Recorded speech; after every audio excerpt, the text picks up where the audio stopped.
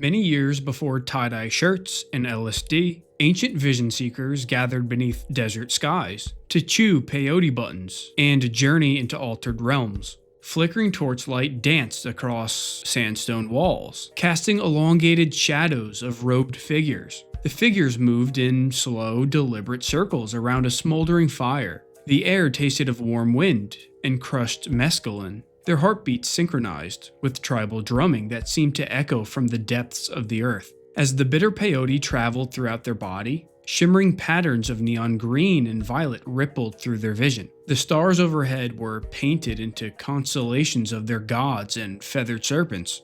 Their chants rose and fell as if the desert itself was breathing. They felt their bodies melt into the sand. The boundary between the human and spirit world blurred.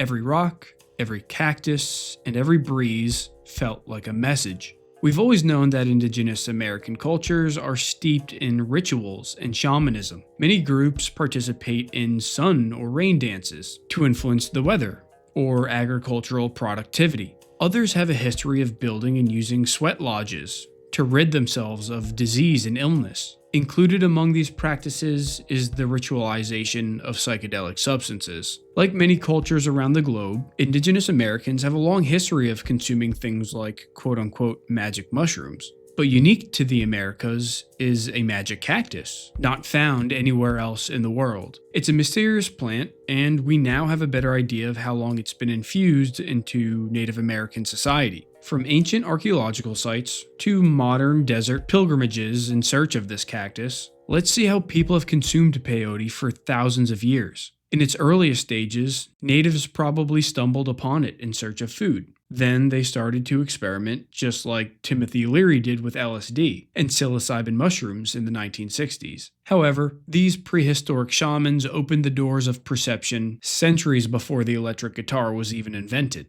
So what really is peyote? And why do people seek the visions it can conjure? Native to the scrublands of Mexico and southwestern Texas, peyote is a squat, button-shaped cactus. It hugs the earth in solitary specks or in tiny clusters. Its name comes from the Aztec word for caterpillar cocoon, and its scientific name, Lophophora williamsii, means crest-bearing. It's got delicate, hair-like tufts sprouting from its bumpy surface. By day, peyote awakes to the sun, unfurling tiny pink, white, or pale yellow flowers that later turn into edible, rosy berries. It can look kind of like tiny bursts of colorful confetti scattered across a dry, rocky landscape. When you gently touch one, it snaps shut in a spring-like motion to release its pollen, an action botanists call thigmotaxis. Despite topping out at about 3 inches high, these cacti have some serious endurance. Cultivated buttons take 3 to 10 years to bloom, while their wild cousins can spend up to 30 years inching toward maturity. Their secret? Thick, moisture-packed stems and a leafless design that minimizes evaporation. This allows them to cling to every precious droplet of water in the desert's blistering heat. But peyote's real magic lies within its tissue. It holds a reservoir of mescaline, a psychoactive alkaloid that transforms perception and weaves vivid hallucinations. It's found throughout the entire plant, but it's concentrated in the photosynthetic crown, or button. This is the part that's typically harvested for consumption. Powerful enough to earn legal bans in many lands, mescaline isn't your typical drug. Its hallucinatory state was used as a sacrament, a portal, a bridge beyond the ordinary. Small yet mighty, peyote is a key player in the ancient human quest for transcendence. The earliest documented use of peyote comes from the 16th century. Fray Bernardino de Sahagún was a Spanish Catholic priest and was one of the first European missionaries to land in America. He's sometimes considered one of the fathers of anthropology because of how extensively he documented Native Americans. In the 1500s, he described peyote use among the natives of Mexico. He said, "There is another herb like mountain prickly pear, named peyote, which is white and can be found in the north. Those who eat or drink of it see terrifying or absurd visions. This inebriation lasts 2 or 3 days and then subsides. It is a delicacy often enjoyed by the Chichimeca, for it is sustaining and spurs them to fight with no thought of fear, thirst, or hunger, and they say that it protects them from all danger." Fray Bernardino's experience represents the clashing of two drastically different cultures: European Catholics and Native American psychonauts. Yet, other forms of evidence tell us that peyote was used long before this clash. Over 1,000 years ago, someone strung together a necklace of small peyote buttons and left them deep within a burial cave in Coahuila, Mexico. Radiocarbon dating pins this find to around 900 AD, making it one of the oldest plant specimens ever probed for psychoactive chemistry. Archaeologists unearthed this mortuary trove in 1941, where they also found woven mats, stone tools, and other perishable artifacts. In the 1970s, researchers tested the hallucinogenic properties of the peyote.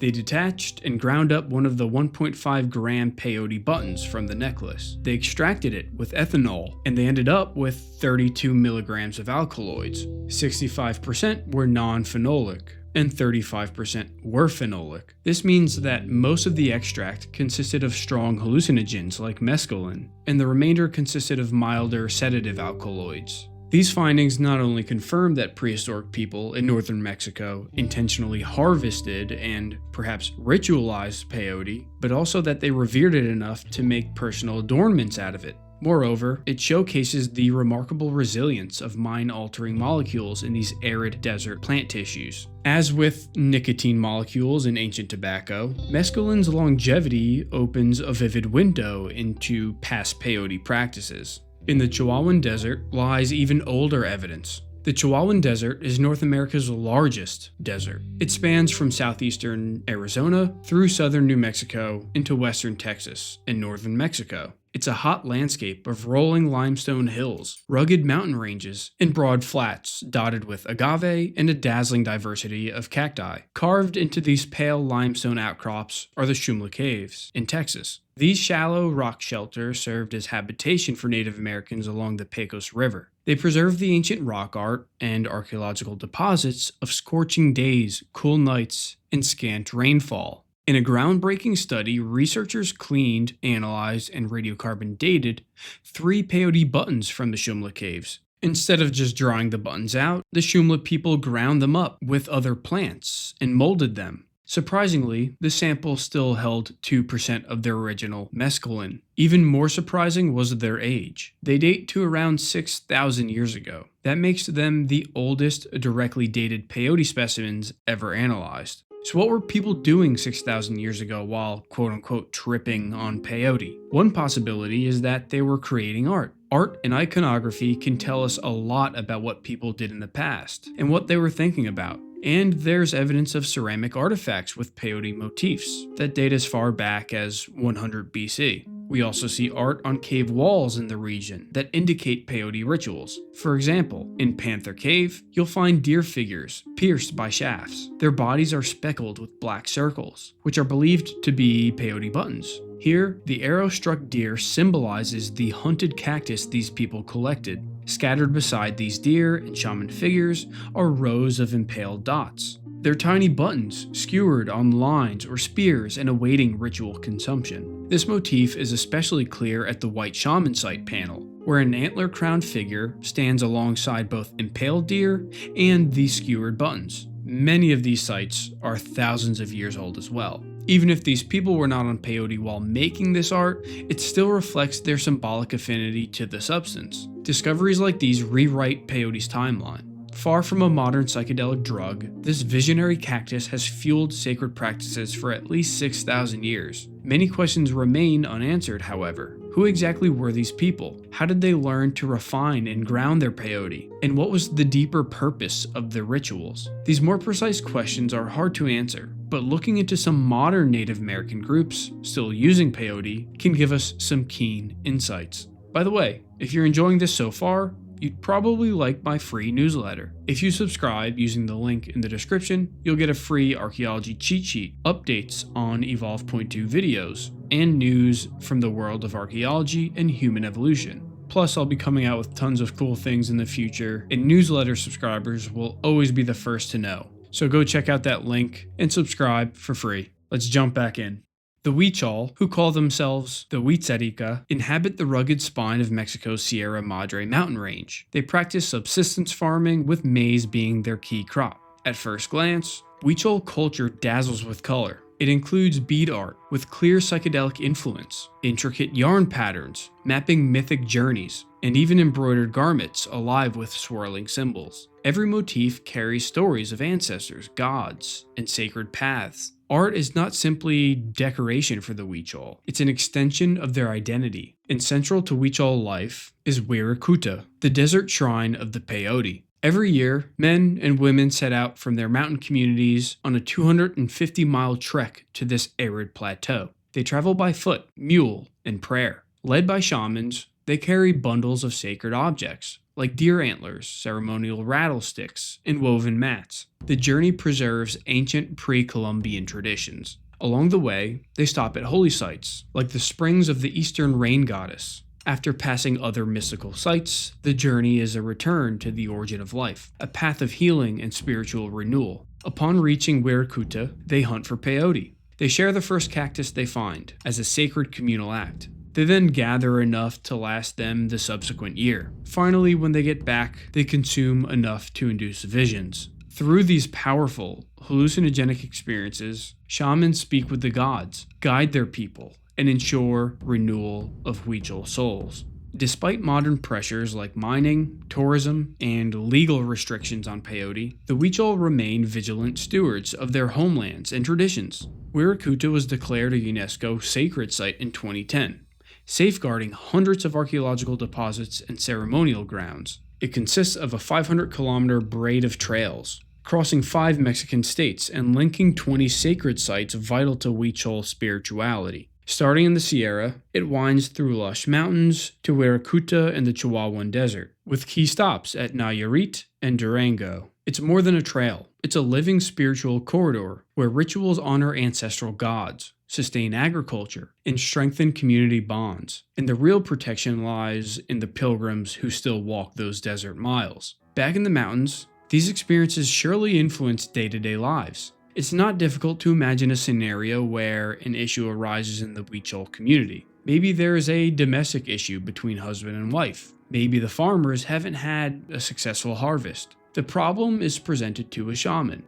who then prescribes an antidote of peyote, as ordered by the gods, of course. The consumers of the peyote would then enter into a psychedelic trance, unlike anything they've ever experienced, unless they've done it before. They eventually regain normal consciousness, with a completely altered outlook on life as a whole, let alone the initial quandary. They may have a completely different perspective on the issue, allowing them to consider alternative solutions. By obeying the shaman's orders and undergoing this experience, more faith in that shaman's powers is developed. Now imagine years upon years of similar situations. It would create a positive feedback loop where trust between citizens, shamans, gods, and peyote increasingly intensifies. For these reasons, it's not unreasonable to postulate that peyote consumption has been adaptive for these Native American communities. Regardless of its temporary hallucinations, its long-term effects may be a net positive when treated responsibly, with shamanic guidance, of course. In Huichol hands, peyote is a cultural compass, but they aren't the only ones. There is a religious group called the Native American Church that was founded in Oklahoma during the early 20th century. It essentially combines certain aspects of Christianity with traditional Native American beliefs. And it is another contemporary group that actively participates in peyote use. This is why it's sometimes referred to as peyotism. One prominent role of peyote in the Native American Church is its implementation as a therapeutic medicine.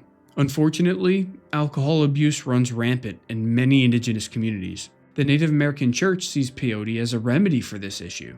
When analyzing testimonials of Native American church members who kicked their alcohol problems, researchers saw a correlation between peyote use and recovery. They spoke of how they could just not have power over alcohol until they were healed by the power of the medicine. The testimonials these researchers present are very intriguing.